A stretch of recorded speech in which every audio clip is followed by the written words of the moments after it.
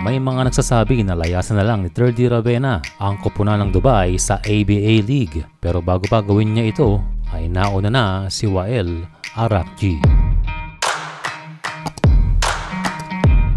Well, bago tayo pumunta kay Wael, I don't see na aalis itong si 3D dahil 1 year lang naman ang kanyang contract dito, and why not tatapusin duda.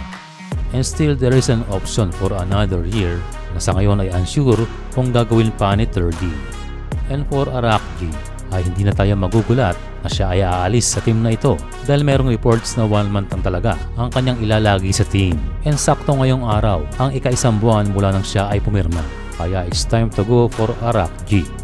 Dahil din dito ay nag-react ang mga Lebanese fans na kanilang i-unfollow na ang page ng Dubai. Pero kung sakaling 1 year ang contract ni Arakji ay hindi rin tayo magtataka na mapaisip din ang star ng Lebanon dahil walang katapusan itong Dubai sa pagdadagdag ng mga players.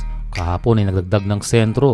4 days ago ay may bagong guard na naman ang nadagdag, and meron tong epekto lalo na sa mga diganong nakakalaro katulad ni 3D Ravenna.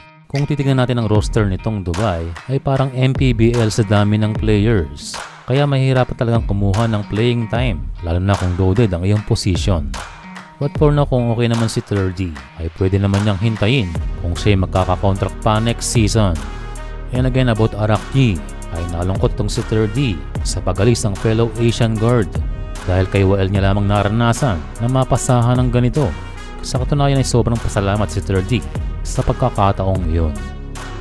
Again, mainam na tapusin ni 3D Ravenna ang kanyang kontrata sa BC Dubai dahil kung limitado sa ngayon, malay natin ay magbunga ng maganda ang kanyang pasensya this season.